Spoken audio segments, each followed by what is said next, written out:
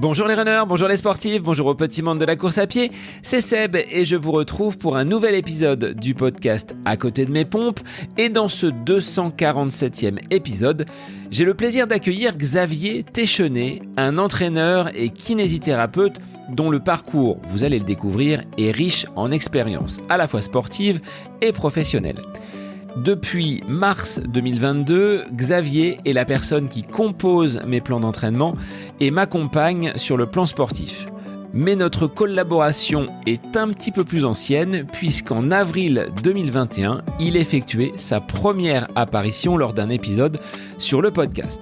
Dans notre échange, nous sommes revenus sur son parcours, notamment sa transition de la Haute-Garonne vers l'île paradisiaque de Marie-Galante en Guadeloupe.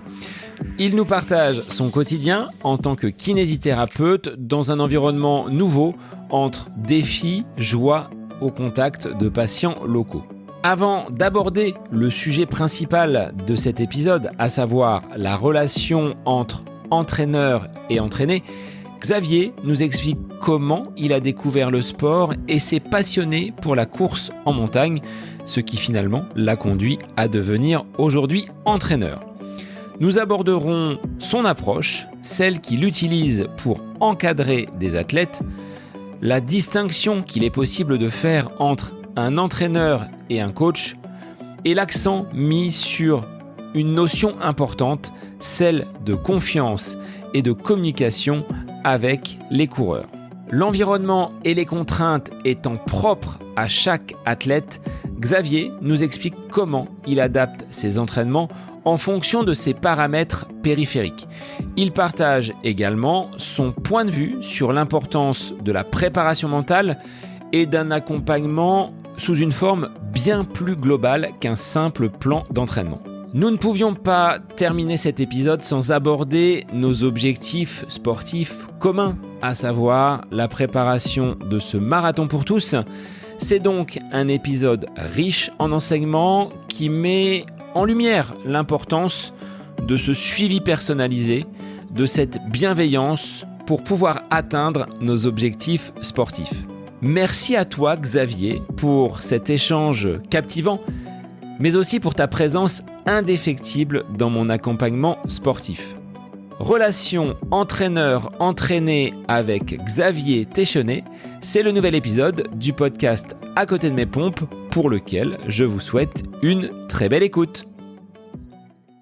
Bonsoir Xavier, c'est un plaisir de t'accueillir sur le podcast À côté de mes pompes à nouveau avec cette double casquette puisque tu es entraîneur, tu es la personne qui m'accompagne depuis mars 2022, mais notre histoire est un petit peu plus longue puisque dès avril 2021, tu as fait ton apparition sur les ondes du podcast À côté de mes pompes. Alors je te souhaite la bienvenue et puis je vais te laisser te représenter le côté un petit peu état civil. On viendra après sur le parcours qui te conduit aujourd'hui à accompagner des sportifs en plus d'un métier très prenant, celui de kinésithérapeute. Salut Seb, un immense merci encore pour ta confiance et pour cette invitation. Je suis très content, c'est le 4e si je dis pas de bêtises, le 2e en solo et j'en avais fait un avec Florence Morisseau et avec Fabrice. Je m'appelle Xavier Téchenet, j'ai 42 ans, j'ai l'immense chance d'habiter sur la petite île de Marie-Galante en Guadeloupe. Après un changement de vie et écoute, tout se passe plutôt très très bien. Alors qu'est-ce qui a conduit cette bascule de Boussins en Haute-Garonne vers Marie-Galante ? Une séparation, un divorce et puis une vraie envie de changement. Je suis tombé amoureux de cette île il y a un peu plus de 2 ans, 3. J'ai eu la chance de venir ici à l'époque où j'étais enseignant pour la clinique du coureur pour donner une formation. Je crois que c'était le 2e ou 3e confinement qu'on avait eu en mars-avril 2021, je crois, si je dis pas de bêtises. Et l'île était complètement déserte et c'était fabuleux de découvrir ces paysages et cette petite galette, parce que c'est même pas un caillou, c'est une anomalie géologique, Marie-Galante. Et tomber fou amoureux, rentrer en métropole et puis de fil en aiguille avoir la chance de pouvoir changer de vie grâce au départ métier de kiné, parce qu'on a cette chance-là que dans tout territoire français, il y a la sécurité sociale et la couverture assurance maladie qui nous permet de pouvoir exercer un petit peu partout. Donc voilà, grosse envie de changement, d'essayer de se remettre un peu en question et de changer complètement de territoire et de destination. Les patients que tu accompagnes au quotidien, est-ce que c'est les mêmes que l'on trouve en métropole? Non, clairement non. Avec énormément de prétentions venant ici, je pensais changer le monde. C'est un peu plus compliqué que ça. Non, c'est pas les mêmes patients. J'ai quand même la chance d'avoir des patients actifs, du moins pour les patients un peu plus jeunes. Il y a une espèce de tradition où le soignant fait tout pour le patient, et c'est vraiment quelque chose qui est extrêmement ancré, et je pensais avoir la capacité de changer ça en très peu de temps, et c'est pas du tout le cas, même si mes collègues sont formidables et essayent au mieux d'apporter des solutions en impliquant les patients dans le traitement. C'est pas toujours évident, mais non, clairement la population a changé, et puis il y avait aussi une démarche, comme tu disais là où j'habitais avant, à Boussens, c'est que moi, j'avais une très très grosse envie de n'avoir que, entre guillemets, des patients actifs qui étaient prêts à avoir une participation active à leur traitement. Donc, ça a mis du temps à ce que tout se mette en place là-bas. Donc là, c'est un petit peu un renouveau, une remise en question du métier aussi, un côté beaucoup plus social, et que je redécouvre. Mais après, il y a des trucs formidables où moi, j'adore aller faire des domiciles. Donc, on va voir des personnes très âgées, plus ou moins en situation de handicap. Et tu te prends d'affection pour eux. Il y a un côté où tu sais que l'efficacité intrinsèque de ce que tu fais est peut-être pas folle, mais ça fait un passage de plus dans la journée. On s'assure que les gens vont bien. Et puis bon, des fois, je mets ma casquette de plombier, je répare un robinet, je vais cueillir 3 mangues dans le jardin parce que ils aimeraient bien avoir des fruits, mais ils peuvent pas lever les bras pour attraper les fruits. Donc mais de l'autre côté, ils te le rendent fois 1000. Ce matin, d'ailleurs, j'ai fait un petit vocal ce matin pour ceux qui la connaissent, à Florence Morisseau, qui est une consoeur kiné, qui est dans la bande des plus et qui a fait énormément de choses. Ce matin, j'ai eu droit à une dizaine de mangues, un régime de bananes, du sirop batterie, qui est le caramel du sucre de canne. Je suis rentré à la maison les bras chargés de cadeaux des patients, juste parce qu'ils sont contents qu'on aille les voir. Donc ça, c'est peut-être quelque chose que j'avais perdu avec ce côté extrêmement technique, sportif actif à Boussens. Et là, ce côté, je veux dire, social me plaît énormément, me fait du bien. Comment la partie de ton activité aujourd'hui, à savoir l'entraînement, est entrée dans ton quotidien? Est-ce que déjà, quand tu étais du côté des Pyrénées, tu avais une pratique, un accompagnement qui t'a fait rencontrer des sportifs? Comment tu as souhaité développer cet accompagnement que tu mènes depuis quelques années maintenant? J'ai jamais été j'ai pas une bonne génétique. On va déjà partir de là. J'ai découvert le sport à la naissance, en gros, de mon deuxième enfant. Et je me suis mis à courir pour perdre du poids. J'ai mis le nez dedans avec la course à pied. J'habitais à côté des Pyrénées, comme tu l'as dit, et c'est clair que une fois que tu transformes le petit footing au bord du lac tout plat pour basculer vers les montagnes, j'ai découvert qu'on pouvait marcher et courir en montagne, marcher en montée et courir en descente. Là, de suite, il y a une espèce de révélation que ça me plaisait beaucoup, et j'ai complètement brûlé toutes les étapes en tant que coureur en m'alignant sur du très long, beaucoup trop vite. Mais j'ai la chance de pas m'être blessé. Et du coup, de fil en aiguille, tu rencontres de plus en plus de coureurs au fil des courses. Et puis, vu que j'étais kiné, ils venaient au cabinet. Donc l'activité a commencé par là. Puis, n'ayant pas une bonne génétique, si ce n'est pour faire du long et pas me blesser, j'ai aucune qualité intrinsèque. Ça m'a obligé en fait à aller puiser un petit peu partout où c'était possible, soit par des formations, soit par des livres, soit par des conférences, ou tout ce que je trouvais, pour en savoir plus sur l'entraînement, pour essayer d'être un peu moins mauvais. Et après, notamment la clinique du coureur, qui a été une grosse révélation pour moi à l'époque, j'ai basculé. En fait, c'était plutôt des fins de traitement de patients qui savaient pas trop quoi faire une fois qu'ils sortaient du cabinet, qui étaient capables de recourir 3 fois par semaine, 30 minutes. Qu'est-ce qu'on fait derrière? Donc j'ai commencé à suivre au départ bénévolement, comme on l'a tous fait, des coureurs. Et puis un jour, tu te dis, attends, ça me prend 4-5 heures par semaine, j'exagère, mais t'as à peine un merci. Et puis si le plan n'est pas pris le dimanche alors que c'est gratuit, tu prends un petit raisonnement comme quoi, je sais pas ce que j'ai dans la semaine. Et donc la bascule s'est faite il y a 10-11 ans, j'ai commencé à coacher, on va dire à entraîner, à balancer des plans d'entraînement sans suivi, sans Attention retour. avec le terme coaching. Ouais, on va y revenir après. On va dire qu'à l'époque, j'avais ce côté d'être un peu, je balançais des plans d'entraînement comme un coach. Aujourd'hui, je me sens vraiment entraîneur. Et on pourra en débattre de ça. Et donc cette bascule s'est faite il y a vraiment 7-8 ans, où j'ai commencé à dire aux gens, maintenant j'arrête de faire ça bénévolement, et ça va être payant, parce que c'est du temps et que j'ai envie que ça devienne une activité vraie. Et puis très clairement, je sais pas si tu l'as vu toi aussi avec la bascule que tu as effectuée, quand les gens payent, ils font. Il y a une implication qui est beaucoup plus grande de la part des gens. Donc, je préférais avoir moins de gens, mais que les gens payent, même si c'était un tarif extrêmement accessible à l'époque. Et donc, cette bascule s'est faite il y a 7-8 ans. Et là, depuis presque 3 ans maintenant, j'ai eu la chance de basculer avec une structure qui s'appelle Ibex Outdoor, via Simon Tissier et Thomas Laure-Blanchet à l'époque. Thomas qui était premier champion du monde de trail, qui a gagné 4 fois les Templiers, la Leadville, avec un palmarès long comme le bras. Et ils m'ont proposé de les rejoindre, et ça correspondait pile au moment où j'avais vraiment envie de diversifier vraiment mon activité pour sortir un peu plus du cabinet, enfin, en tout cas faire autre chose à côté. Et voilà, la bascule s'est faite il y a 3 ans, et maintenant c'est un bonheur permanent d'accompagner toutes ces personnes, hommes ou femmes, peu importe le niveau. Il y a des affects qui se font, peu importe le niveau aussi avec les coureurs, et j'ai vraiment une chance inouïe d'avoir fait cette rencontre-là et d'être dans cette structure aujourd'hui qui non seulement m'épanouit, puis en plus change tout le côté administratif, pas fun du tout, que dans tout entrepreneuriat. Donc c'est vraiment une très grande chance. Alors cette notion d'entraîneur, on la distingue et on la différencie du coaching que l'on voit fleurir un petit peu partout sur les réseaux. C'est quoi pour toi, si on s'en réfère au sketch des inconnus, c'est quoi un bon entraîneur pour toi ?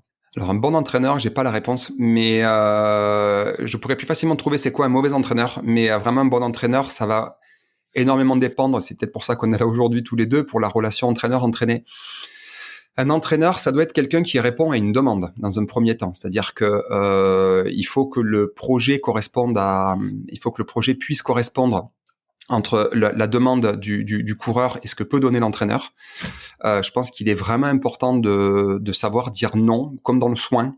S'il y a des pros de la santé qui nous écoutent, il faut savoir déléguer quand c'est pas pour nous. Si quelqu'un veut faire du 400 mètres, je ne serai pas l'entraîner. Je serais incapable d'entraîner quelqu'un sur piste.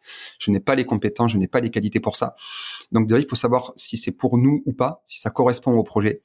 Et je pense que c'est vraiment répondre à une demande, répondre à des besoins, et chaque personne a des besoins différents, et c'est aussi savoir dire que c'est pas possible quand quelqu'un veut faire l'UTMB et n'a que 2 heures dispo par semaine. J'ai déjà eu en entretien. Et là, c'est même pas une question d'argent, c'est qu'en fait, il y a des trucs qui sont incompatibles et qui peuvent pas le faire. Quelle différence tu fais entre le coaching et l'entraîneur, justement ? Tu disais tout à l'heure, je balançais des plans. Pour toi, ça va au-delà. Ce côté d'entraîneur, il y a le mouvement d'entraînement. Je mets en mouvement, c'est ce que tu fais avec tes patients, c'est ce que tu essayes de faire également avec tes athlètes. De ton côté, comment tu vois cet accompagnement que tu mènes au quotidien, qui plus est à distance du côté de Marie-Galante, donc loin de la métropole et peut-être loin des personnes que tu veux suivre le plus finement possible ? C'est vachement intéressant ce que tu dis par rapport à la notion d'entraînement, que c'est impulser quelque chose. C'est vrai qu'il y a un petit peu de ça.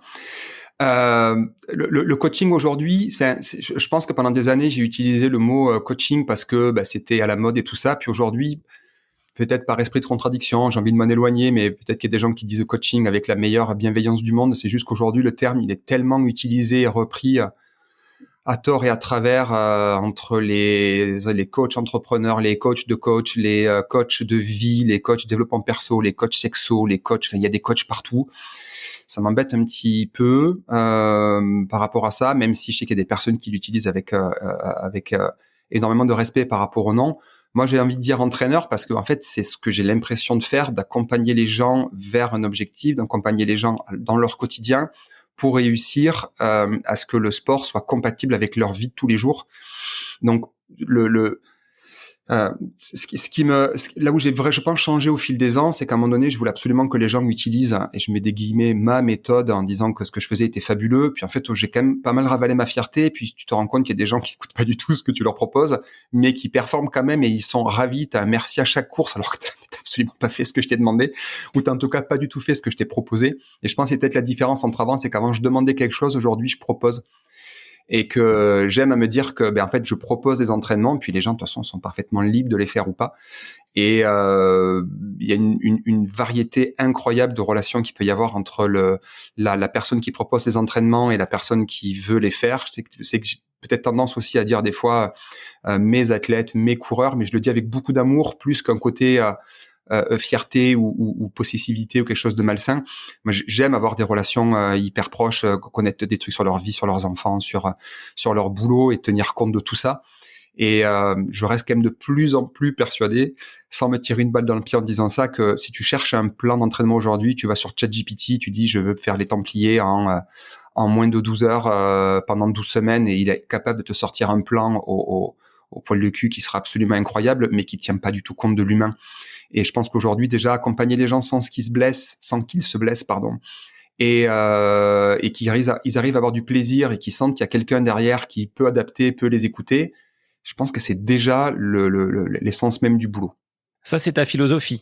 Le fait d'avoir ces relations au-delà finalement des séances. Comme tu me le dis régulièrement, Seb, ce ne sont que des séances que je te propose. Après, tu adaptes et tu vois comment tu peux les caler dans un emploi du temps, dans une vie de famille. C'est rarement simple. Est-ce que ça t'oblige à recomposer régulièrement tous ces plans d'entraînement que tu as mis en place, ou est-ce que tu laisses quand même une part d'autonomie aux personnes qui font appel à toi? Je pique la phrase, alors je sais plus de qui est-ce qu'il l'a piqué, mais Alex Germain, qui est un bon ami que tu as reçu pour un super épisode sur le genou, il m'a sorti une fois une phrase qui m'a énormément plu, c'est qu'en fait le meilleur outil de l'entraîneur, c'est la gomme. Donc en fait, tu fais un super plan exprès parce que tu sais très bien que derrière, il va falloir recomposer, il va falloir adapter parce qu'il y a un bobo, parce qu'il y a de la fatigue, parce qu'il y a un mariage. Si les deux m'écoutent, ils se reconnaîtront, c'est le week-end prochain, je les embrasse. Parce qu'il y a projet bébé, parce qu'il y a plein de trucs. Et que en fait c'est la gomme, quoi. Et je suis toujours très embêté quand t'as je sais pas si tu as ces retours là aussi, c'est les gens payent pour ça, ils payent pour qu'on soit derrière, ils payent pour qu'on les écoute, ils payent pour pour qu'on change l'entraînement parce que ils veulent une prestation et il faut qu'on la donne. Et quand ils ont besoin de changement, d'adaptation, c'est je suis désolé, je te donne du travail. En fait, c'est mon travail, c'est comme s'excuser au boulanger d'aller tous les jours lui demander une baguette de pain. Et le fait justement qu'il y ait une relation financière est quelque chose de vachement sain finalement, parce que les gens ils doivent demander les choses sans broncher, et que nous on doit le faire sans broncher aussi, parce qu'il faut qu'on s'adapte en permanence à leur vie, à leur expérience, et on doit être là, même quand ils sont blessés, on doit être là. Tiens, tu me tends une belle perche. Quand ils sont blessés, on doit être là. Et c'est toi qui as été là au mois de mars 2022, bloqué du dos. J'étais un petit peu désemparé parce que la personne qui assurait mon suivi jusque-là ne donnait plus trop signe de vie. J'ai donc fait appel à mon réseau. Xavier, je t'avais reçu dans un épisode. On avait toujours gardé contact après cet épisode et le courant passait bien. Et je me suis tourné vers toi pour que tu puisses me remettre d'aplomb dans un premier temps afin que je reparte avec cet entraîneur qui m'accompagnait. Finalement, je ne suis jamais reparti avec cet entraîneur. On a continué cette collaboration et c'est là que j'ai pris conscience de l'importance d'un suivi, de l'importance d'avoir quelqu'un qui derrière réalise une programmation, mais au-delà de ça, les échanges que l'on peut avoir en périphérie, parce que un coureur blessé, il est un petit peu dans le dur. On lui enlève ce qui lui fait plaisir, à savoir la course à pied, et par des micro-séances, 1, 2, 3, 4, 5 par semaine, j'ai réussi à reprendre un petit peu d'activité. Et donc, c'est là que tu as joué ton rôle. Est-ce que là, le rôle de kiné, en plus de cette casquette d'entraîneur, est un atout pour toi au quotidien? Oui, 100%. Très clairement, oui. Alors après, il y a un côté un peu... alors oui, pour répondre à la question, oui. Le fait qu'on soit des professionnels de la santé quand on est des kinés et en entraîneur, pour peu qu'on soit formé à la prévention des blessures et qu'on raconte pas trop de conneries et qu'on n'ait pas trop d'a priori, en tout cas sur sur les prises en charge à distance, oui, ça aide énormément. Ça aide par rapport à savoir si oui ou non on a le droit d'aller dans la douleur, parce qu'il y a des pathologies où il faut pas du tout aller dans la douleur, puis des pathologies où on peut se permettre d'avoir un peu de ressenti de douleur, et on peut tolérer ça. Mais moi, c'est surtout l'énorme avantage je veux dire très rapidement savoir dire que c'est pas pour moi. Quand il y a des douleurs bizarres, des syndromes bizarres, des trucs qui traînent, des trucs où ça reste pas sur l'autoroute et t'as l'impression que la blessure ou la voiture va sortir sans arrêt de l'autoroute pour aller prendre une bretelle. Là, il faut très rapidement déléguer, et surtout savoir quand c'est pas pour soi, de la même manière que pour l'entraînement, de dire là il faut que tu ailles voir un confrère kiné, il faut que tu ailles voir un ostéo, un podo, il faut que tu ailles voir peu importe un médecin qui tu veux, mais il faut à tout prix déléguer. Oui, ça aide énormément par la connaissance des pathologies, pour savoir si c'est entre guillemets, on est dans la norme ou pas dans la norme, et puis aussi rassurer. Il y a des trucs qui est vachement long, il y a des fractures de fatigue qui durent des mois et des mois, et t'aimerais bien que ça évolue. Il y avait plein de trucs qui sont passés sur Instagram ou des petites infographies où tu vois comment on aimerait que la blessure évolue, et c'est une ligne droite, et en réalité c'est un gribouillis d'enfant. T'espères toujours arriver au bout, mais il y a quand même des moments où c'est très désespérant pour le coureur. Un coureur qui est blessé, c'est un coureur qui est triste. Il y a rien de pire pour un coureur que de pas pouvoir courir, parce que c'est souvent et son sport et son échappatoire et son moyen de méditer, de prendre du temps, d'être bien dans ses pompes. Et donc c'est vraiment essentiel. Oui, pour moi, je sais pas comment je ferais aujourd'hui pour être entraîneur sans avoir cette double casquette de kiné, mais parce que je viens au départ de la kiné, puis j'ai basculé vers l'entraînement. Et moi, à partir du moment où cette confiance n'était plus présente et j'ai eu vraiment un désintérêt, je l'ai vécu comme ça avec cette personne qui me suivait, j'avais mis du temps déjà à franchir le pas pour aller vers un entraîneur qui calibre mes séances de façon régulière. La confiance, j'étais blessé, j'ai pas eu de nouvelles.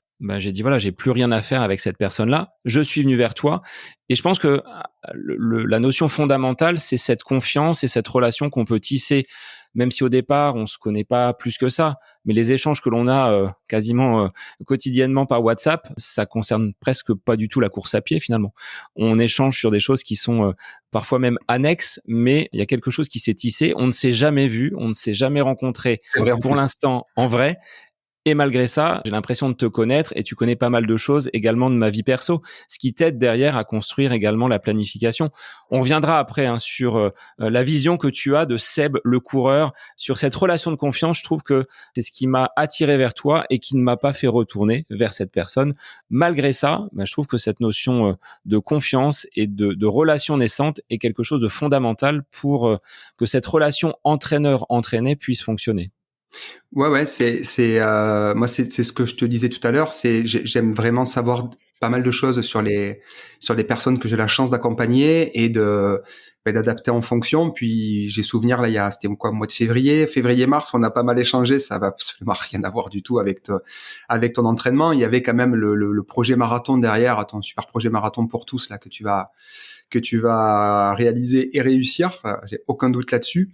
Mais effectivement, ouais, moi, c'est tout l'à côté qui me plaît. Alors, du coup, il y a des moments, j'ai l'impression d'être plus une oreille qu'un entraîneur, mais ça me va très bien parce que je pense que ça fait partie aussi de notre rôle, de notre, je vais pas dire de mission, mais en tout cas, ce pourquoi les gens veulent un échange aussi, c'est parfois juste être rassuré, quelqu'un qui a la trouille avant une course ou quoi que ce soit, on est là pour ça. Et c'est vrai que aujourd'hui, c'est peut-être la différence tout à l'heure quand on parlait du coaching et de l'entraînement, et de l'entraîneur.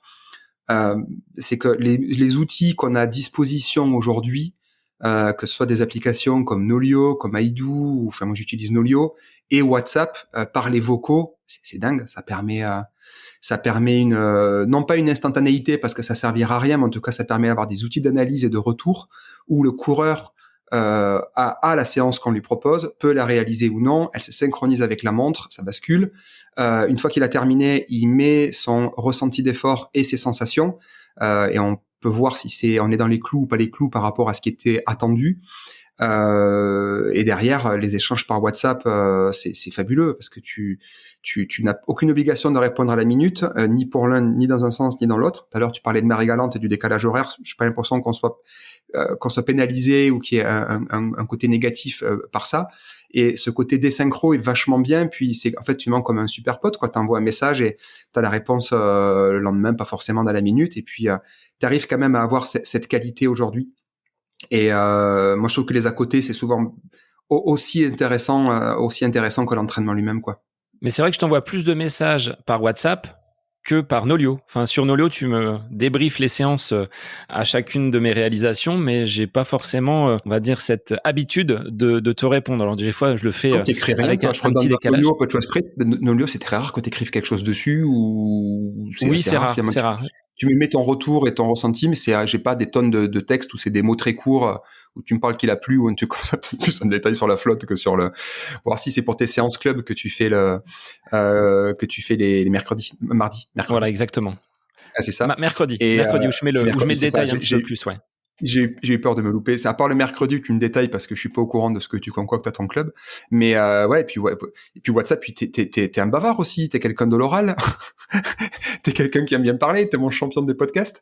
Je te Avec fais des micro-épisodes dans les Tu me capsules, en fais des fait. épisodes. Le record, c'est 12 minutes ton plus long, je crois. C'est 12 minutes ton plus long message vocal.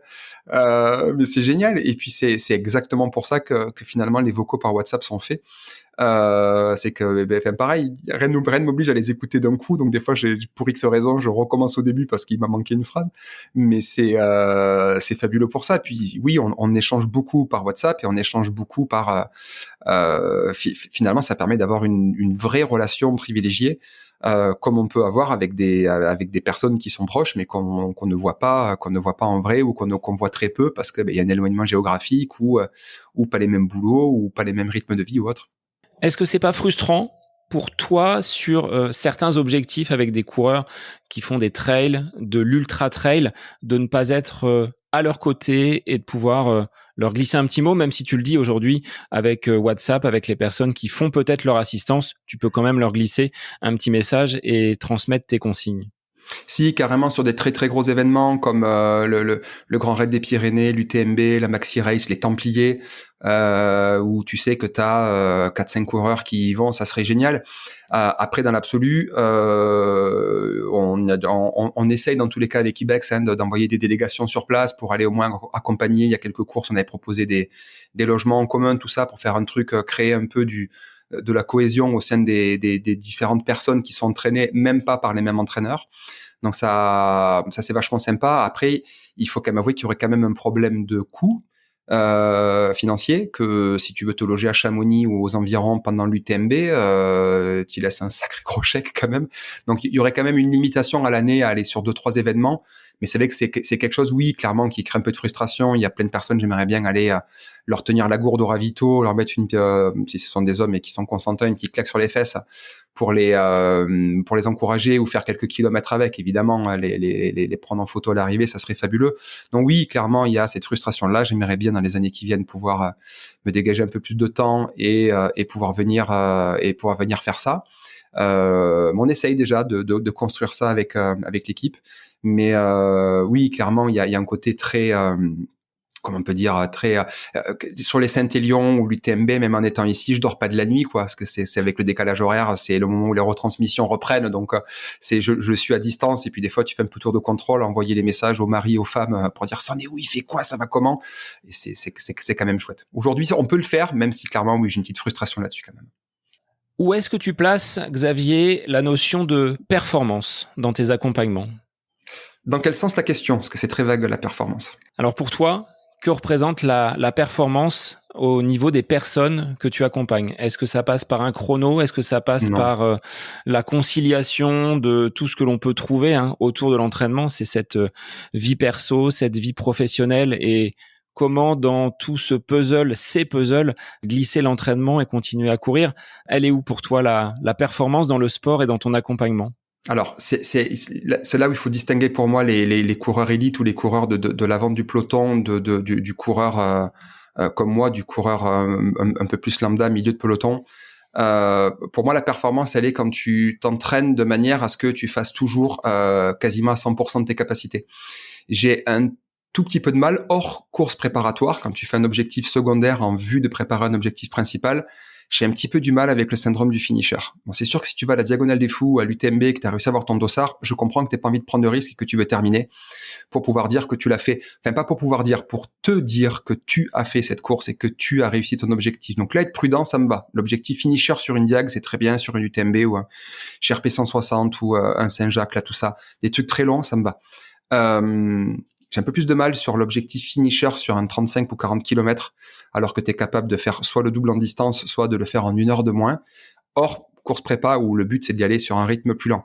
Je suis toujours embêté avec ça. Pour moi, j'aime bien quand il y a une recherche je vais dire d'aller titiller sa génétique, parce malheureusement on peut pas tous avoir plus de 800 points ITRA. Et donc, je suis toujours admiratif et j'aime bien accompagner des gens qui cherchent toujours à repousser un petit peu leurs limites, voir s'ils sont capables, et quitte à ce que ça pète en course, hein, quitte à ce que la course passe mal parce qu'ils sont partis trop fort, ils auront des crampes au bout de 15 bornes, quitte à ce qu'ils abandonnent parce que plus de jus, parce que problème de bide ou quoi que ce soit. Mais pour moi, la performance, c'est vraiment chercher le dépassement de soi et d'aller toujours tout aligner pour faire du mieux possible. C'est pas forcément c'est pas forcément le top 5 français, le top 10 français ou autre. Je suis pas dans cette optique-là. J'aime vraiment le côté, j'en parle très souvent de Nathalie, on a arrêté l'accompagnement parce qu'elle a réussi l'objectif de sa vie, elle fait le 90 du Mont Blanc en moins de 24 heures, elle avait mis 23h20 je crois pour un objectif de 24 heures qui était très ambitieux. Pour moi, c'est une des plus belles réussites que j'ai fait en tant qu'entraîneur par rapport à son planning, son dispo, son âge. C'était fou. Enfin, moi, j'étais comme un fou derrière l'ordi à la suivre à distance. Elle a réussi l'objectif de sa vie. Pour elle, c'est une performance hallucinante par rapport à ce qu'elle pouvait faire. Elle a explosé son objectif. Et ça, pour moi, ça, c'est vraiment de la performance. Et dans ton entraînement, dans les séances que tu proposes, qu'est-ce que tu vas mettre pour tendre vers cette performance? Est-ce que ce sont des séances que tu as toi-même testées? Est-ce que nous sommes tes cobayes? Parce qu'avec Fabrice, vous avez réalisé cet ouvrage sur la science de l'endurance où je pense avoir essuyé quelques plâtres avec des séances qui se sont retrouvées dans cet ouvrage. Comment tu mènes justement ces séances et d'où tires-tu cette expérience? Est-ce que c'est des erreurs que tu as pu faire à un moment donné? Est-ce que c'est des choses que tu as, comme tu disais tout à l'heure, lues, observées, compilées de par diverses sources? On en revient toujours peut-être à des sources assez scientifiques ou pas forcément? Non, pas forcément. Un peu quand même. J'aime bien quand même quand il y a des séances qui peuvent avoir été testées ou publiées. J'aime bien parce que ça donne un petit côté rigoureux, mais je suis pas forcément sûr qu'elles soient bien meilleures que d'autres, pour être parfaitement honnête. Alors déjà, on va reprendre depuis le début. Donc il y a un peu plus de 10 ans, les séances, je les bricolais tout seul, mais j'avais pas de banque de séances, donc je les créais chaque semaine pour chaque personne. C'était extrêmement long et fastidieux. Et puis, quand tu vois des super logiciels comme, des applis en ligne là comme Nolio, tu peux les enregistrer ces séances et te créer des banques de séances. Et là, je remercie mes collègues chez Ibex parce que le fait qu'on soit plusieurs entraîneurs, ça permet d'avoir plus d'idées et surtout comment on peut dire ça, de prendre une base de séances, par exemple les séances Ronstadt que tu as déjà pu tester, où on va aller solliciter à très très proche de VO2, puis après rester juste au-dessus de SV2 pour être dans vraiment une demande très forte, elle est travaillée justement sur les navettes de lactate. On essaye en tout cas d'aller en tir vers ce but-là. Les vraies séances en fait sont normalement sur 5 blocs, mais en fait tu peux très bien en créer 3, 4, 5, 6, même en mettre que 2 pour des gens qui sont un peu moins capables. Donc on part déjà de ces bases de séances là et après il faut les adapter aux personnes, c'est-à-dire que la même séance peut être utilisée 6 fois sur quelqu'un qui a une capacité énorme à encaisser des hautes intensités pendant un long moment, parce que c'est quelqu'un qui est très entraîné, versus quelqu'un qui a un moins bon niveau ou moins de bonne capacité à tenir les hautes intensités pendant longtemps. On va utiliser le même squelette de séance, juste avec un peu moins de répétition. On va faire un peu moins de demandes au niveau cardio. Peut-être qu'on en parlera après, mais du coup aussi le fait de mettre beaucoup de zones cardiaques plus que d'allure, c'est pas mal aussi parce que ça permet de jouer d'un jour à l'autre en fonction de l'état de forme, même si c'est pas fiable à 100%. Je trouve que c'est une bonne méthode. Donc voilà, grâce aux collègues et à tout l'effort qu'on a fourni, je crois qu'on a plus de 700 séances différentes en tout dans la besace entre le vélo et la course à pied. Du coup, c'est vachement plus facile quand tu vas créer tes plans d'aller piocher et tu connais tes coureurs. Mais après, là, il faut connaître ses coureurs et ses coureuses pour savoir qu'est-ce qu'il peut encaisser, qu'est-ce qu'il peut pas encaisser, est-ce que c'est trop ou pas assez. Au regard du dénivelé que j'ai dans le Loiret, je suis pas parmi les trailers les plus expérimentés. Quelle est la proportion d'ailleurs dans les personnes que vous accompagnez chez Ibex de trailers et de 100% routiers comme je peux l'être? T'es dur quand même avec les 3 ponts d'autoroute que t'as à côté de chez toi quand même pour faire des segments Strava. Des purs routiers, moi je pense que ça doit représenter 15 à 20% de mes coureurs. C'est vrai qu'il y a une grosse j'ai envie de dire mode, mais dans le bon sens du trail. Et c'est vrai que du coup, alors moi j'ai certainement plus d'expérience dans le trail, même si j'ai vraiment un plaisir à entraîner les gens sur route. Et puis j'ai envie de te dire que c'est quand même un peu plus facile est-ce que c'est plus facile d'entraîner sur route ou d'entraîner en trail? Voilà, on pourrait y passer la journée. J'ai pas la réponse. En fait, j'ai autant d'arguments d'un côté comme de l'autre. La route, il y a un côté extrêmement prédictif où tu sais que si quelqu'un prépare un marathon, on en a déjà parlé pour quand tu m'as dit que t'avais eu la chance d'avoir ce dossard pour le marathon pour tous. Un marathon, tu peux sans trop te mouiller, préparer en amont les 3 mois qui vont arriver si tu connais tes dispos, et puis t'adapteras après de semaine en semaine en fonction d'eux, et on allégera ou on augmentera en fonction de ce que tu es capable de faire. Sur 10 bornes et semi, pareil, il y a quand même un côté très où on va construire sur différents blocs, des blocs, on va les titiller un petit peu la VO2 max, puis un petit peu le seuil, puis après les allures spécifiques à l'approche de la compète. En trail, le problème, c'est que c'est rare les gens qui vont réussir à avoir dans leur calendrier 3 courses qui vont pile s'enchaîner exactement avec le même type de profil, le même type de travail. Quand tu bascules de l'éco-trail vers la pastourelle comme Mathieu l'a fait, c'est pas le même chantier, quoi. L'éco-trail, il faut courir vite et longtemps, et il a fini bien plus cassé après l'éco-trail qu'après la pastourelle, parce qu'il maîtrise très très bien le dénivelé. Donc il y a un côté, il faut réussir à essayer d'être le plus le plus spécifique possible. Mais c'est sûr que si demain tu me disais que tu veux préparer la Diagonale des Fous, il faudrait qu'on discute à l'avance, toi et moi, de peut-être aller faire quelques stages en montagne et convaincre ta femme de partir à Clermont ou dans les environs pour aller casser un peu de fibres. Enfin, on casse pas de fibres en descente, c'est une très très mauvaise image, mais pour aller mobiliser un peu la musculature en excentrique, ouais. C'est là toute la bonification de l'accompagnant, c'est-à-dire qu'aujourd'hui, tu l'as dit, hein, j'ai 3 ponts d'autoroute, une maigre côte qui doit faire 120 mètres. Quand tu me demandes de faire des 1 minute en côte, je suis un peu en peine. Donc, on adapte, on modifie, et de tenir compte de l'environnement, on va dire, d'entraînement de tes athlètes, c'est aussi quelque chose qu'il faut intégrer dans le programme Nolio que tu mets en place. Ouais, complètement, mais je pense que c'est ce que tu fais toi aussi. C'est-à-dire que il faut déjà être organisé en tant qu'entraîneur et avoir des fiches pour ne pas redemander sans arrêt c'est quoi 3 minutes, 4 minutes, 10 minutes que tu as comme côte à côté. Donc des fois, tu as un petit doute parce que tu sais qu'en prenant la bagnole, alors je suis désolé, c'est pas le trail n'est pas du tout écolo-friendly, mais des fois, oui, il faut prendre la bagnole un quart d'heure, 20 minutes pour aller chercher un peu de côte. Donc je suis pas responsable de ça, mais il y a des moments où oui, il faut peut-être se déplacer un petit peu pour bénéficier d'un terrain qui va être plus propice à l'objectif, sinon c'est juste pas possible. Donc oui, il faut se fier à l'environnement, il faut savoir où vivent les gens. Et puis t'as des gens aussi qui bossent assez loin de chez eux, donc tu sais qu'entre midi et 2 ils ont 1 heure mais ils ont de la bosse, et que le soir ils ont 2 heures mais ils ont du plat. Donc il faut faire en fonction d'eux. Donc il faut complètement adapter, mais c'est sûr que toi en même temps, ce qui est génial avec toi, c'est que tes projets sont en rapport avec ton environnement et ton emploi du temps. Donc c'est facile. Ce qui est plus embêtant, c'est d'essayer de répondre au mieux à une demande quand elle est pas utopique, mais quand c'est plus compliqué. Des gens qui habitent dans des grandes villes plates, vouloir préparer un Val d'Aran ou autre, il faut à un moment donné, tu n'as pas d'autre solution que d'aller quand même faire 1 ou 2 week-ends de 3 jours, poser un jour de congé et aller taper du dénivelé. À un moment donné, il faudra quand même aller passer un petit peu de temps. Si tu veux faire un truc montagneux, il faudra quand même aller passer du temps en montagne. Je peux pas forcément y aller tous les jours, clairement pas, mais au moins 2 week-ends pour aller ce qu'on appelle les week-end shocks, même si ça porte pas. On peut discuter du week-end shock. À un moment donné, il va falloir faire autre chose que du plat, quoi. Alors de mon côté, c'est vrai que je peux te donner mon emploi du temps là jusqu'à la fin du mois de juin, et encore plus sur juillet-août avec une préparation. Alors je vais pas me comparer à un sportif de haut niveau, mais c'est vrai que sur les périodes de vacances, en tant qu'enseignant, j'ai tout loisir de courir à l'heure que je le souhaite, d'optimiser la récupération, le sommeil, la nutrition. C'est des choses que j'aime vivre pendant cet été.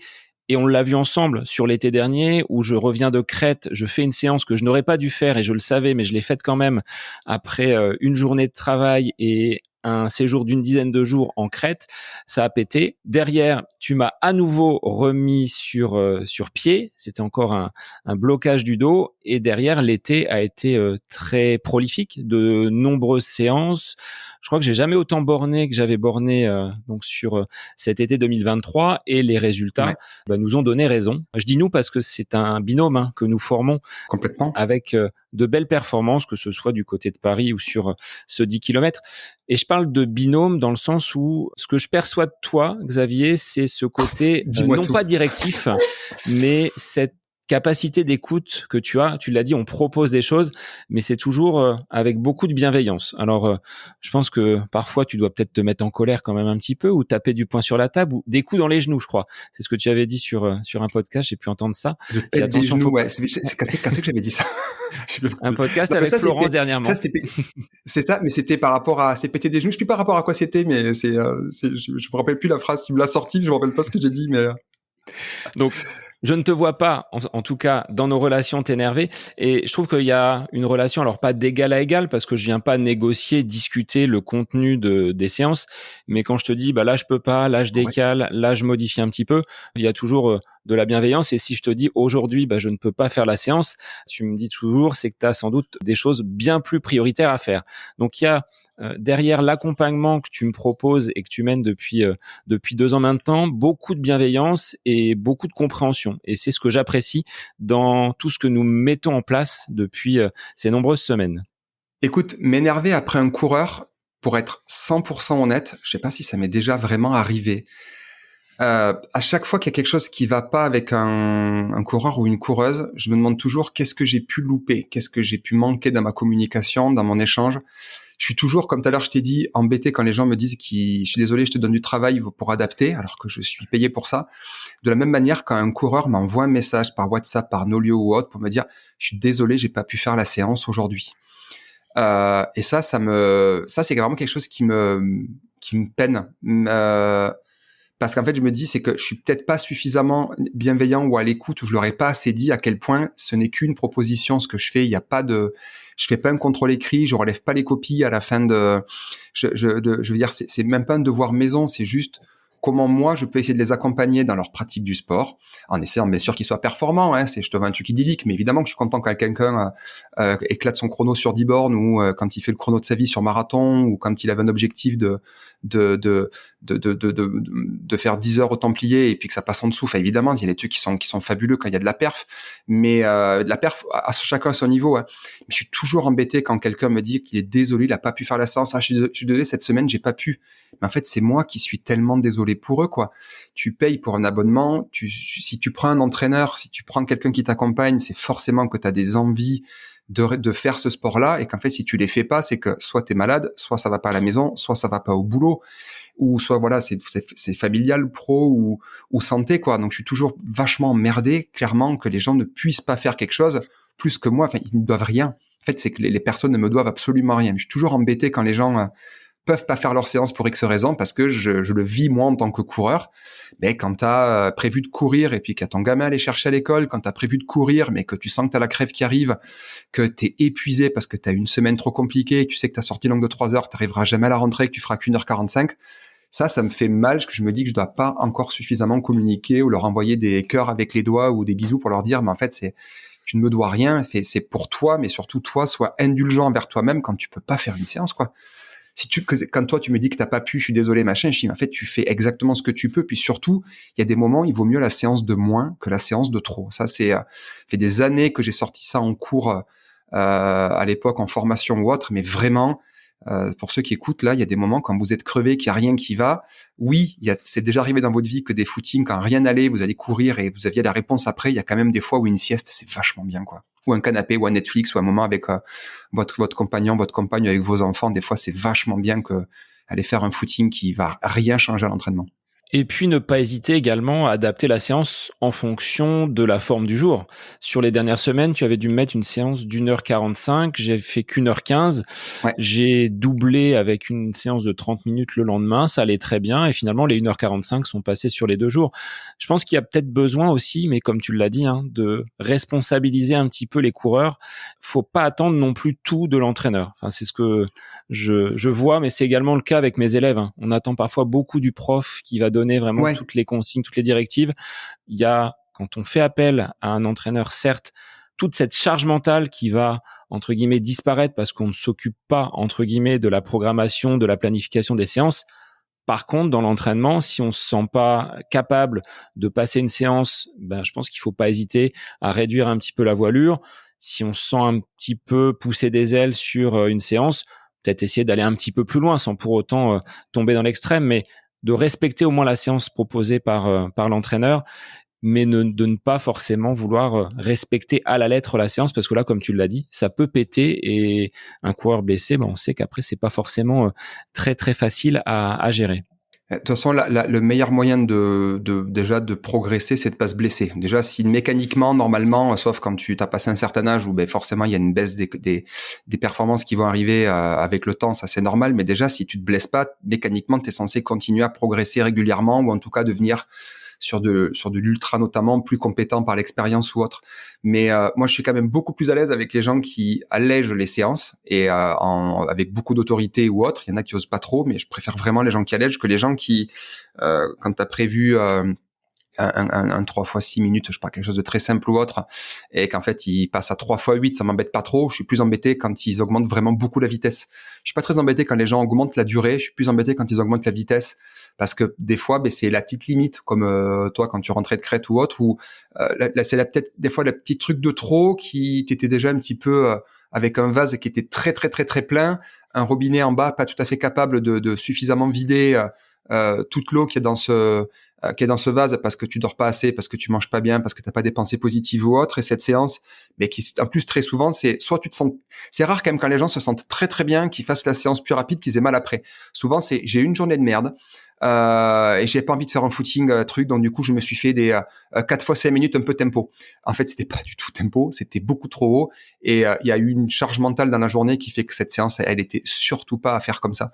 Et c'était là souvent où on a le petit caillou dans la chaussure là qui commence à apparaître, et qui peut être une petite douleur de genou, une petite hanche qui siffle, un tendon d'Achille dans un matin qui est un peu raide au réveil. C'est là où vraiment important de l'autonomie, c'est bien, et je suis 100 fois pour là-dedans que les gens sont suffisamment malins pour comprendre, mais surtout leur expliquer que des fois moins c'est mieux.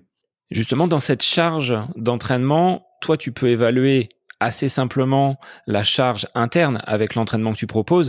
Toute cette partie charge externe, c'est plus difficile à quantifier. Comment tu arrives à un équilibre pour ne pas que le coureur se blesse? WhatsApp WhatsApp et Nolio. C'est hyper important de savoir déjà quel est le métier des gens. Si t'es en Suisse et que t'es maçon et que tu marches 2 heures de la montagne tous les jours pour aller sur des chantiers rustiques à soulever des cailloux, c'est clair que la fin de semaine, il a peut-être pas forcément envie de se taper 3 heures ou 4 heures, 3 heures ou 4 heures à faire du trail, parce qu'il a déjà été dehors toute la semaine et qu'il a pris de la flotte, du froid et compagnie. Donc cette charge externe, elle est cette charge externe, elle est vraiment hyper compliquée à évaluer, parce qu'en plus, même la plupart du temps, les personnes le savent même pas. Toi, tu dois le voir aussi avec tes élèves. T'as des gamins où ça va pas du tout à la maison, ils sont casse-couilles en classe, parce qu'en fait, ça va pas du tout à la maison. Et c'est dur d'évaluer si c'est juste un casse-couille, ou, je mets des guillemets pour rigoler, ou s'il est HPI. Non, mais il est pénible, mais il est HPI, c'est normal. Ou si on est sur ou si on est sur vraiment un gamin où ça va pas du tout à la maison, et si le gamin a même du mal à prendre conscience que ça va pas chez lui, comment tu veux que ça aille ailleurs.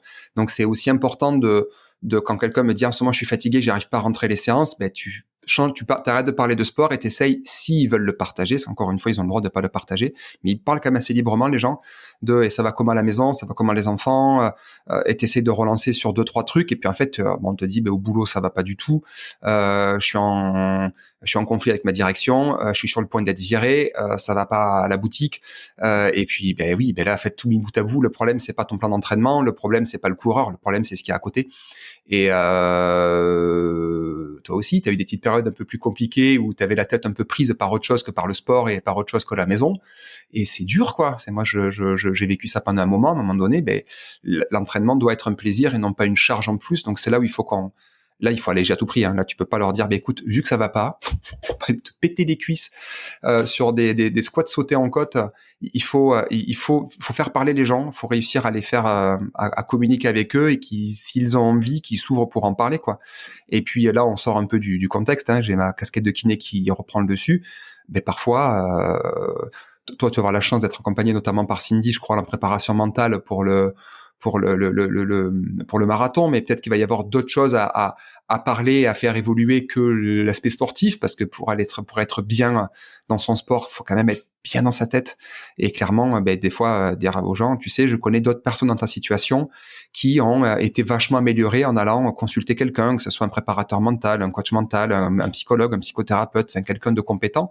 Et si tu veux, je peux te proposer des numéros de téléphone, mais il faut pas, enfin voilà, il faut rester à sa place aussi. Mais je pense que c'est important de savoir aussi que quand on va pas bien, il faut s'entraîner moins. Et puis quand ça va vraiment pas bien, il faut parler. Et puis la famille, c'est pas des psys, les copains, c'est pas des psys, le PMU, c'est pas le psy. Et que des fois, il y a des gens qui sont formés, diplômés pour ça. Et je les salue. Mais ça fait partie de ce que j'évoquais, hein, le fait d'avoir un staff autour de soi, que l'on soit coureur pro ou coureur amateur. Je pense qu'il y a la possibilité d'aller piocher autour de soi des personnes qui sont des personnes ressources vers qui on peut se tourner. J'ai la chance de t'avoir pour l'accompagnement sur le plan sportif. J'ai Bruno également, un autre entraîneur qui intervient sur le podcast et les capsules. Vous avez des visions qui sont complètement complémentaires, je dirais. Un podologue qui va prendre soin de mes pieds. Cindy, tu en as parlé pour la partie préparation mentale. Un kiné, quelqu'un pour tout ce qui est massage. Au final, même en tant qu'amateur, on a la possibilité de bien s'entourer et c'est pas quelque chose d'anecdotique. Alors, ça a un coût quand même, hein, parce que même apprendre, si on commence par moi, comment dire, dans ma branche, il faut payer. Un préparateur mental, un psychologue, c'est pas remboursé, il faut payer. Nutritionniste, c'est vachement bien aussi. Je sais que t'es bien entouré aussi, ça peut être payant. Toi, t'as la chance avec le podcast, du coup, d'avoir des gens qui t'accompagnent. Et puis, mais avec tout le travail que tu donnes, tout le travail toi que tu fournis, est-ce que tu donnes aux auditeurs, est-ce que tu donnes à tout le monde de la visibilité aussi que tu donnes aux différentes personnes, mais du coup les gens ont envie de t'aider, t'accompagner pour tout ça. Mais c'est vrai que ça a quand même un coût qui est pas négligeable. Mais maintenant oui, et tu vois quand tu parles là de quand t'as un problème, tu vas voir le kiné, le podo machin. Moi il y a un truc qui est hyper important et qui me plaît beaucoup, c'est quand les gens te disent non pas je vais chez le kiné ou je vais voir le kiné, c'est je vais voir mon kiné ou je vais voir mon podologue, parce que ça veut dire que là t'as suffisamment confiance dans la personne pour pour avoir un peu plus qu'une relation pro où tu sais qu'il y a quelque chose, où c'est quelqu'un qui t'a confiance et t'arrives et tu lui délègues ton problème.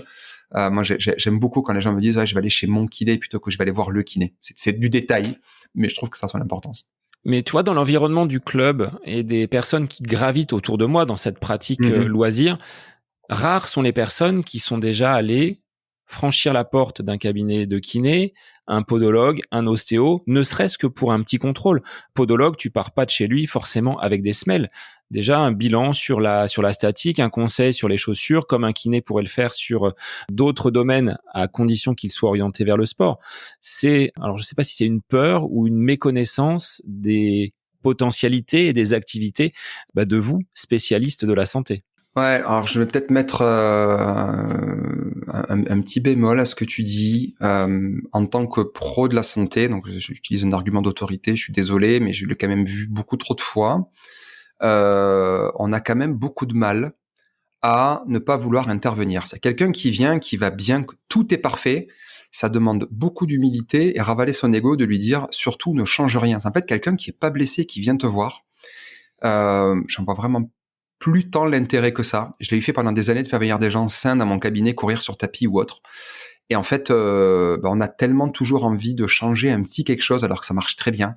En tant que pro, on a toujours une tendance à vouloir intervenir pour justifier que les gens soient venus nous consulter. Donc, moi, quand tout va bien, j'ai envie de dire restez à la maison. Et le jour où ça va pas, allez-y. Le corps humain est une machine incroyable qui est capable de se guérir sans aucun traitement de la grippe, de certains cancers, de choses extrêmement graves, d'infections, de trucs vraiment dramatiques. La dengue, nous ici on a en ce moment une épidémie de dengue pas possible, c'est une saloperie qui peut te clouer au lit, te faire des affections hémorragiques avec un petit risque mortel. Et le corps guérit tout seul, à part du Doliprane pour faire chuter un peu la fièvre et les douleurs musculaires. On a besoin de rien. Donc le corps est vraiment globalement une machine incroyable. Je pense que si tout va bien, ça n'a pas d'intérêt d'aller voir un kiné, d'aller voir un podo, d'aller voir un ostéo quand tout va bien. Désolé pour ceux qui seront pas d'accord.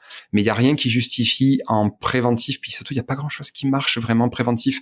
J'adore le renforcement musculaire, j'adore envoyer les gens à la salle, faire de la muscu et tout. Les études scientifiques aujourd'hui, elles sont pas en faveur que si tu fais beaucoup de renfo, tu seras plus protégé peut-être sur le pied, sur les affections du pied, il y a un tout petit niveau de preuve que c'est un peu mieux que rien.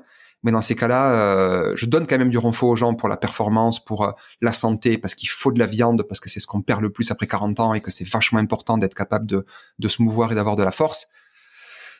Quand tout va bien, je pense que c'est bien que les gens y restent à la maison et que nous, on reste extrêmement modeste par rapport à ce qu'on est capable d'apporter. Hors conseil, par contre, donner des bons conseils, dors, mange bien, dors beaucoup, mange bien, fais des siestes. Sache te doser à l'entraînement. L'hydratation, on en fait des caisses. Oui, c'est important de s'hydrater, mais globalement, on est en France, merde. On est en Europe. Les gens, ils ont pas de problème d'aller boire de l'eau croupie. Donc globalement, on a quand même une hydratation qui est quand même globalement bonne. Quand ça va bien, allez vous entraîner une fois de plus plutôt qu'aller chez le kiné. Faites un petit footing récup en plus ou une bonne sieste. Je me tire une balle dans le pied en disant ça, hein, je me tire une balle dans le pied, mais en même temps, c'est un peu vrai. J'ai voulu mettre tout le monde en chaussures ultra minimalistes parce que j'étais un intégriste complet du pied nu. J'ai voulu foutre tout le monde absolument au renfort parce que truc, et en fin de compte, à un moment donné, il y a quand même des gens, juste aller faire un footing de plus par semaine, ça va être l'outil numéro 1 et le plus facile à mettre en place et le moins onéreux pour continuer à progresser et pas se blesser, pour rendre les tissus tolérants. Alors dans le cadre, Xavier, de ce marathon pour tous, avec beaucoup de dénivelé par rapport à ce que je rencontre dans le Loiret, renfo ou pas renfo ? Oui, surtout que là on a encore du temps, donc oui, salle de muscu et on va se péter les cuisses et se péter les mollets sur du long, sur des séries longues au début, parce que moi j'aime bien au début travailler de l'endurance de force, qu'on appelle, alors c'est un terme, je suis pas forcément toujours bien sûr de ce qu'on dit là-dedans, mais en tout cas des charges pas très très lourdes, mais des longues répétitions, entre 20 et 40 répétitions, comme ça on fait un bel apprentissage aussi un petit peu du geste au début, et puis petit à petit, au bout de 3 semaines, on peut essayer de basculer sur du lourd, mais vraiment du lourd.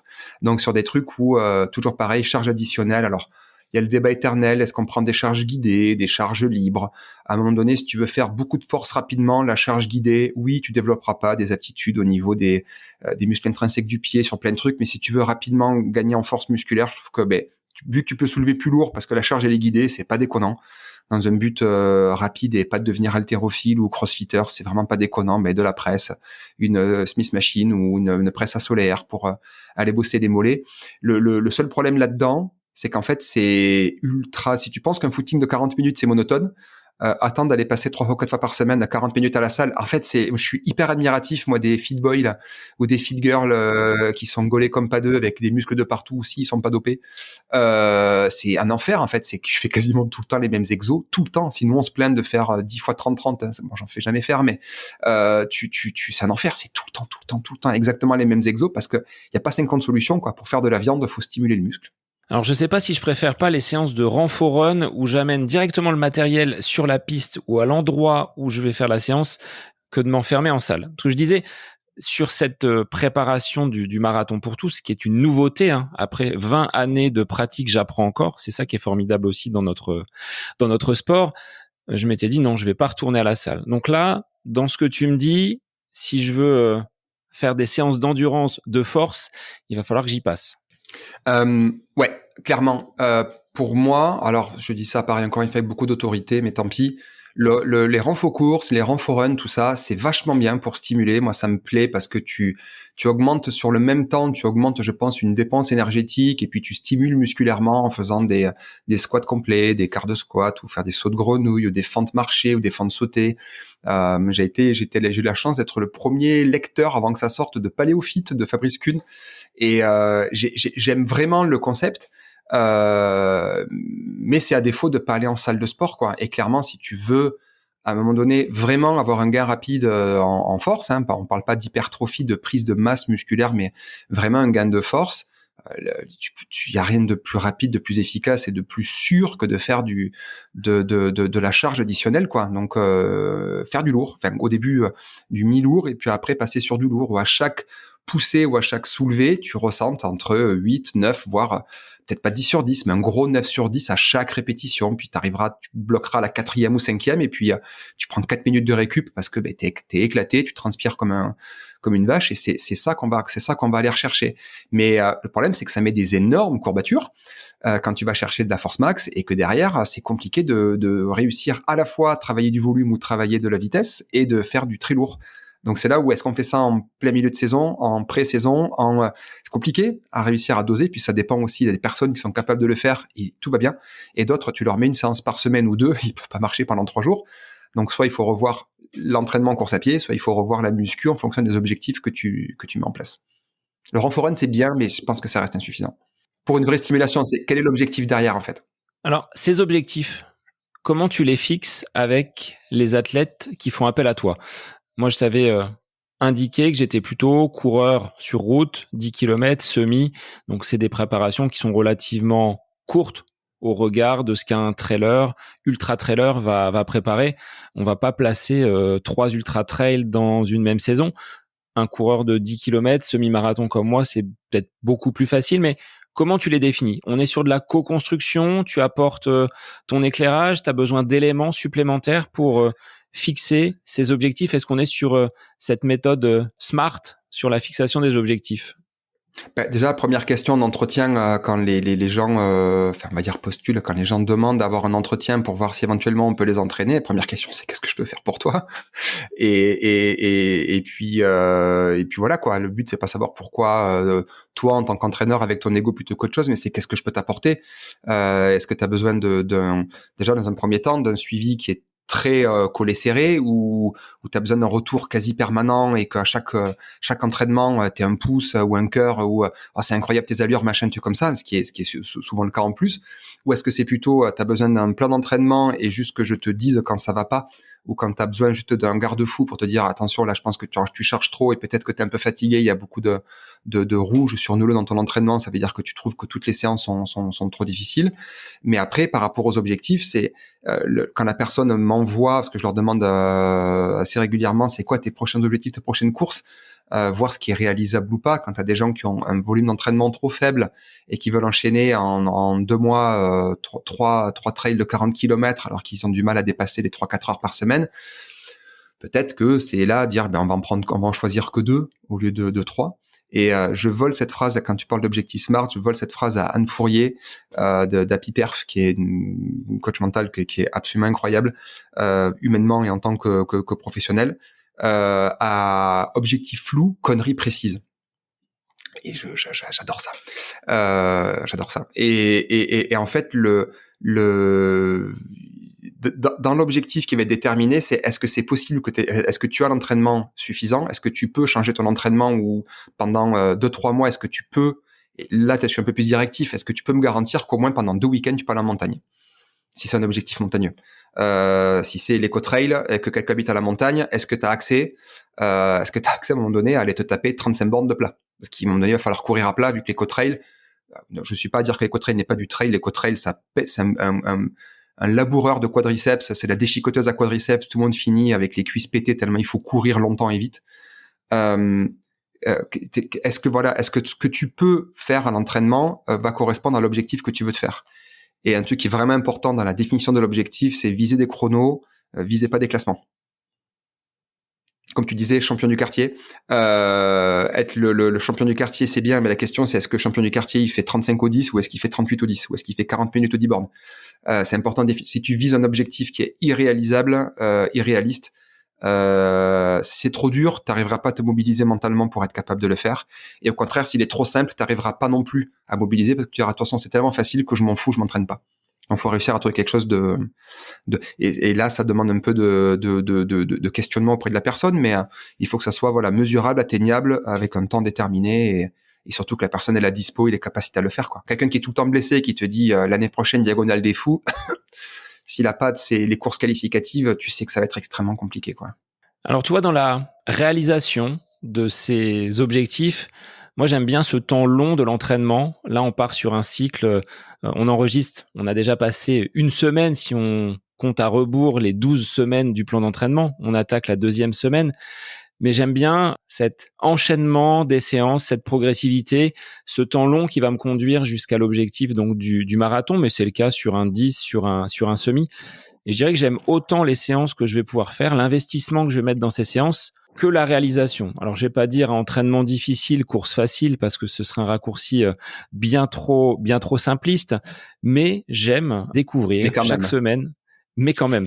Mais j'aime découvrir 2 nouvelles séances d'entraînement, finir parfois un petit peu mal, hein, parce que quand tu me places des pyramidales, des 3x8 ou des séances qui sont bien costauds, je ressors en n'étant pas toujours très très bien, mais malgré ça, je sais que ça va m'entraîner derrière vers l'objectif.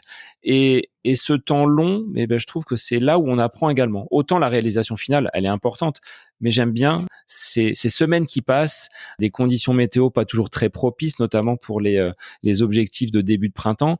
Là, Ouais. l'été n'est pas encore arrivé, mais la chaleur va faire son apparition et il faudra adapter et que le corps puisse s'acclimater également. Et tout ça, je trouve que ça participe à une connaissance un peu plus fine et l'entraîneur est là pour apporter son regard également. Complètement. Après, comme que ce soit un 10 bornes, un marathon, peu importe, on essaye dans le développement du plan, dans la structure du plan, d'essayer de, c'est toujours pareil. En tout cas, on essaie d'avoir des 1, 2, 3 semaines de charge ou sur la même semaine, faire 3 jours de charge, 2 jours, ce qu'on appelle de décharge. On va baisser un petit peu. Il faut trouver aussi ce qu'aime la personne. Il faut aussi trouver, ce qui est capable de faire le coureur. Moi, je sais que tu es un bon client pour ce que j'appelle avec beaucoup d'affection les séances à la con.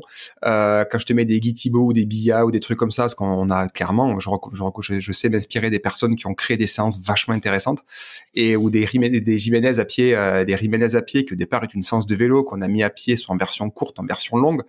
Ben, je sais que tu es un bon client de ça. Puis c'est surtout des séances aussi qui sont souvent un peu plus fun, qui font sortir un petit peu aussi de la monotonie de l'entraînement où il y a rien de pire que de faire lundi sortie courte, mardi VMA, mercredi récup, jeudi sortie longue, vendredi le seuil. Il faut couper la monotonie, sinon dans une minute, tu n'as plus du tout envie d'aller t'entraîner. Donc c'est essayer de créer une structure avec des périodes de charge, des périodes un petit peu de relâche, et après arriver en théorie à cette fameuse période d'affûtage, et puis avec la semaine de compète. Mais c'est vrai que quand tu as un objectif et que tu l'as suffisamment déterminé en amont pour pouvoir le réaliser et que tu as le temps nécessaire, c'est génial. Ça donne une vraie carotte. Enfin, je sais qu'on est pareil tous les deux. Moi, j'ai une course ce week-end. Jamais de la vie, je serais retourné autant m'entraîner. Et encore, même si c'est pas fou, autant m'entraîner si j'avais pas le trail du café le week-end prochain. Moi, je sais que si j'ai pas d'objectif, je vais courir. Si j'ai l'objectif, je vais m'entraîner. C'est plus la même chose. Alors là où ça m'a surpris, c'est que tu utilises beaucoup, alors je dis beaucoup, avec beaucoup plus d'importance peut-être les séances au cardio que à l'allure spécifique. Tu m'en mets quand même régulièrement, mais j'ai eu au démarrage beaucoup plus de mal à me situer parce que c'était une valeur que je n'utilisais pas. Je travaillais pas forcément avec les notions de zone cardiaque. J'étais plus à une allure. Comment tu pourrais expliquer ce choix, même si j'ai régulièrement des séances qui vont être calibrées entre telle vitesse et telle vitesse. Tu peux l'expliquer, ce choix Alors, des zones cardio? complètement. Quand tu prépares un 10 km, à un moment donné, il y aura pas le choix que de bosser des allures, parce que si tu veux faire 40 minutes au 10 km, il va falloir passer du temps à 4 minutes au kilomètre pour travailler la foulée, l'économie de course à cette allure-là. Il va falloir faire du plus rapide et du plus lent, du gros volume à plus lent et du plus court pour aller travailler un peu au niveau musculaire et aller solliciter un petit peu plus haut, voire aller solliciter à VO2 max. Donc pour ça, il faut taper de l'allure et viser une allure, on va dire, à la montre, quoi, que le GPS va afficher. Le problème, c'est que comme toute donnée ou comme tout capteur, le GPS aussi, parfois, il est capricieux.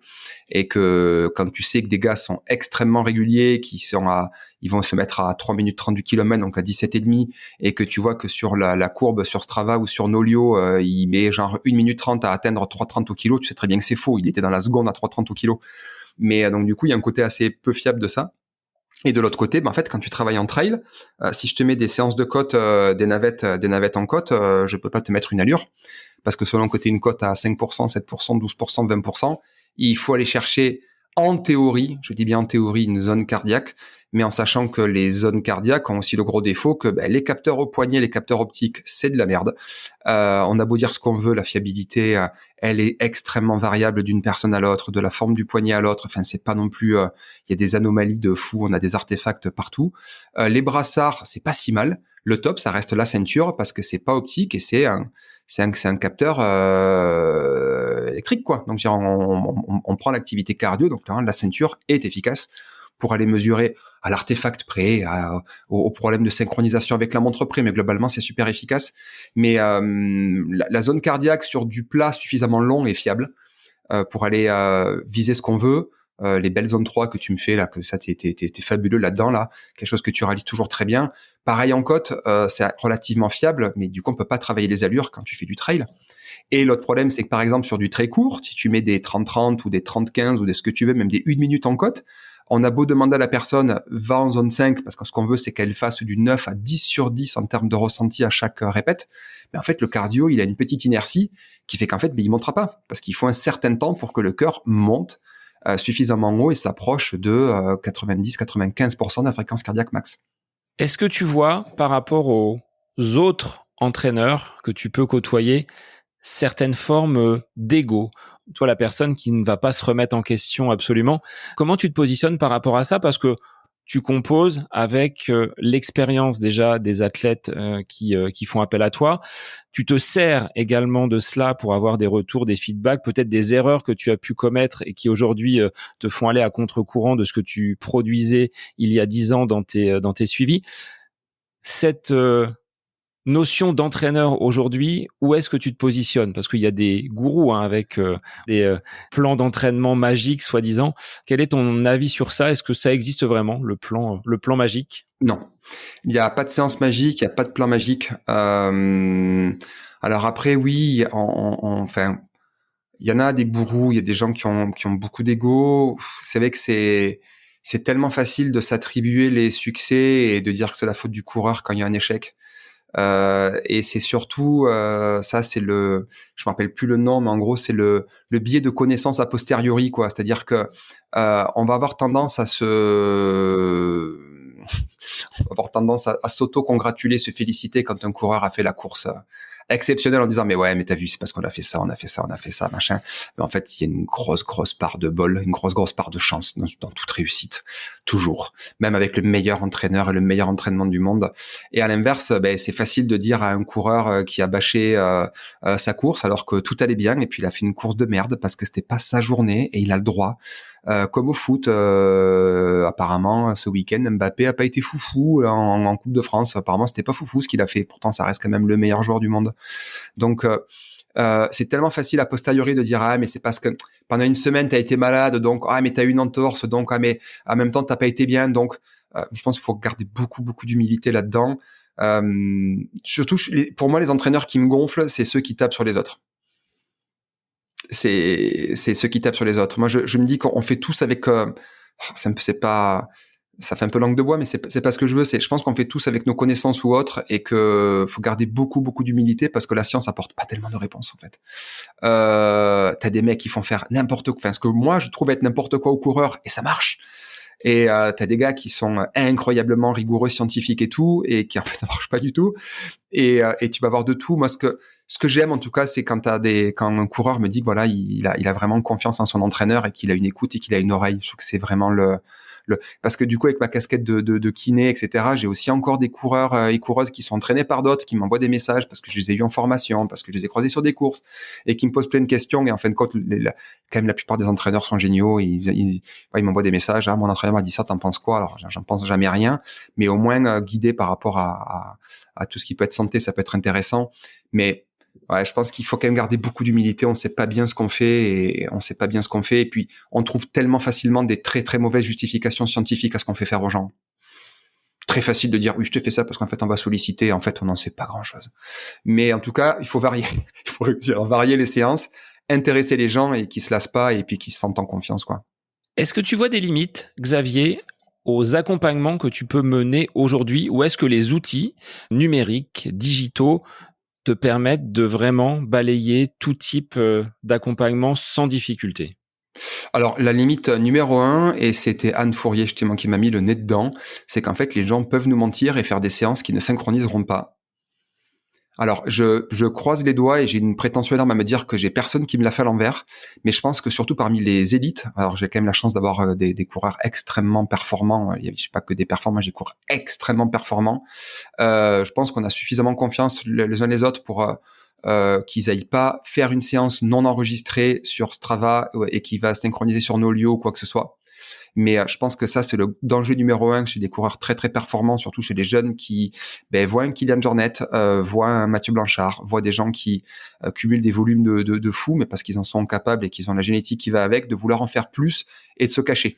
Moi, c'est plus ça qui m'inquiéterait si j'avais beaucoup plus de coureurs de très très haut niveau. Je pense que c'est le seul truc, mais dans ces cas-là, c'est qu'aussi les personnes, on va faire de la psycho de comptoir, mais les personnes se mentent à elles-mêmes. Pour moi, c'est la principale limite. Ou alors quelqu'un qui te met pas les bonnes sensations, il te met que tout est facile pour te faire plaisir, alors qu'en fait, il est au fond du seau. Un Ouais, footing récup, easy à 3,38 kilos. Voilà, exactement. Ça pourrait être l'objet d'un autre épisode, les réseaux sociaux et leur impact sur la vie des coureurs. Écoute, j'ai eu la chance là de justement, alors j'anime un tout petit podcast depuis quelques temps. J'ai reçu Anne Fourier justement dont je vous parle depuis tout à l'heure, et là récemment Marine Noré qui nous parle de son équilibre vie perso et tout. Et elle s'occupe de compte Insta de coureurs. Elle s'occupe de leurs médias sociaux. Elle est agente de coureurs et tout. Ouais, pareil, tu prends une bonne claque quand même quoi. Ce qu'il faut montrer aux autres. Pour dégager et alors on parle des élites, ce qu'il faut dégager pour avoir une reconnaissance ou que les sponsors se reconnaissent là-dedans, c'est vachement malsain. C'est très, très, très, très, très. Si t'as besoin de gens pour ça, je t'enverrai des bonnes personnes pour en discuter, pour enregistrer un épisode là-dessus. C'est extrêmement malsain. Et clairement, Strava, c'est un magnifique journal d'entraînement. C'est un super outil qui fait évoluer le sport, qui fait évoluer plein de trucs. On a même maintenant des femmes qui s'enregistrent pendant leur accouchement, quoi. Tu sais, c'est if it is not on Strava, it doesn't exist quoi. Enfin, non, c'est pas ça quoi. C'est Strava, c'est super, mais c'est un poison parce que t'as le petit com aussi à aller chercher. Ah, je faisais un footing cool, j'ai vu qu'il y avait un com, mais putain, c'est un footing récup où tu devais écouter un petit podcast et rentrer à la maison tranquille. Et ouais, il y a un côté très négatif de ça. C'est un super outil, mais c'est comme tout. Xavier, je voulais te poser une petite question. On est presque à la fin de l'année scolaire. Qu'est-ce que tu pourrais dire sur l'athlète que tu accompagnes, qui s'appelle Seb, qui habite dans le Loiret et qui va bientôt se préparer pour son premier marathon? Quelle rétrospective tu pourrais faire sur, je sais pas, sa façon de courir, sa discipline, toi, ce qu'on peut mettre en bas d'un bulletin une fois que le conseil de classe est passé? Qu'est-ce que tu dirais pour synthétiser? Je te mets les félicitations du conseil de classe parce que je connais ta vie, je connais ton engagement auprès de tes élèves, auprès de ton établissement. Je sais tout le mal que tu te donnes aussi pour accompagner les gens dans ton club, pour le travail que je te l'ai déjà dit, je te le redis, super que tu fais avec ce podcast. C'est toujours un plaisir d'écouter les épisodes et je suis toujours extrêmement content d'être là. Donc vraiment, les félicitations du conseil de classe pour l'ensemble de ton œuvre. En termes de coureur, tu arrives à avoir quand même globalement un entraînement qui est extrêmement qualitatif. Les séances, quand je regarde les séances, quand tu fais ce que je t'ai proposé, ce qui était demandé est toujours là. Les allures sont toujours bonnes, les zones sont toujours bonnes. Donc c'est comme je t'ai déjà dit à chaque fois, puis c'est pas pour te lécher les fesses ou quoi que ce soit, c'est vraiment un plaisir de t'avoir comme coureur. Et je sais qu'en plus là, tout ce que tu mets en place pour le marathon, c'est génial parce que ça fait un super projet sportif qui arrive pendant l'été où tu vas avoir une plus grande disponibilité au niveau mental. Donc c'est tous les voyants sont ouverts là pour le passage le passage sur marathon. Tu sais, c'est passe en classe supérieure là, c'est passe sur marathon et puis vraiment viser, enfin voilà quoi, tout viser bien, tout aligner bien. Faut vraiment qu'on fasse 2-3 séances tests là pour vraiment aller chercher à 2-3 minutes près à ce que ton marathon ça soit pas entre on va dire entre 3h et 3h30. Non, faut qu'on tombe à 2 minutes près. Le but c'est ça, c'est de cibler ce marathon pour que ça flirte avec la limite et que tout soit optimisé avec le travail avec Cindy, travail au niveau nutritionnel, tout ce que tu vas échanger aussi avec Bruno ou autre pour que à 2 minutes près on tombe juste quoi. À la canicule près, c'est sûr que s'il fait 35 degrés, il va falloir revoir les ambitions à la baisse. Mais si on part sur un matin suffisamment tôt où il fait pas trop chaud, ça va être le but, c'est d'être à 2-3 près. C'est ça qu'on cherche quoi. C'est d'être au max de ce que ton corps est capable de fournir. Ça va être cool. Eh bien, moi, je vais suivre attentivement les prochaines semaines sur mon application Nolio avec, bien évidemment, tes retours, tes feedbacks et cette complicité parce que c'est ce que je voulais mettre en avant à travers cet épisode. Ça va au-delà d'une simple relation d'entraîneur entraîné.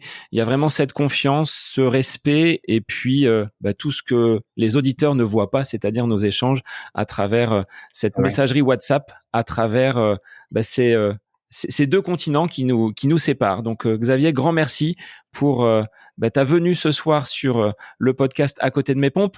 Quelle sera ton actualité pour les prochaines semaines?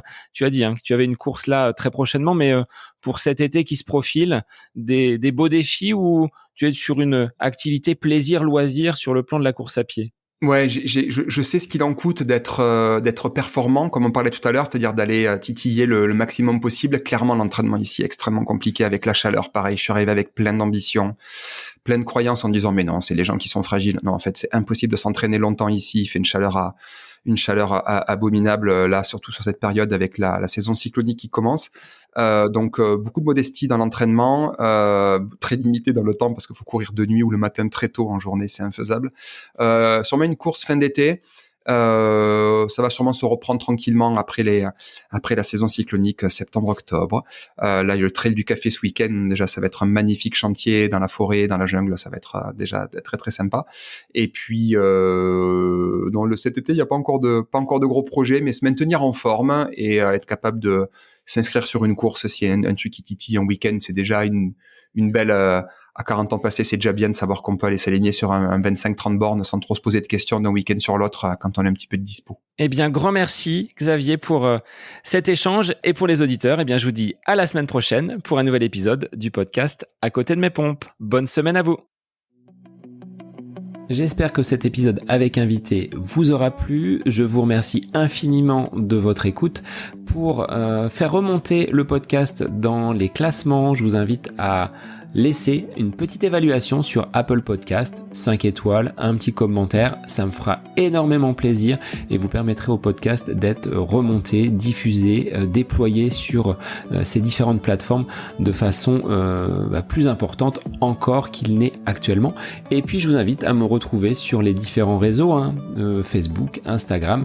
Laissez votre petit message, votre commentaire, ça me fait plaisir d'échanger avec vous. Si vous avez des questions, si vous voulez échanger sur quelconque sujet en lien avec la course à pied, mais pas que, parce que le sport c'est une philosophie de vie et c'est une passion qui nous anime de façon commune, donc n'hésitez pas à venir échanger avec moi. Sur ce, je vous souhaite une bonne fin de semaine, un bon week-end et je vous dis à la semaine prochaine pour un nouvel épisode du podcast À côté de mes pompes.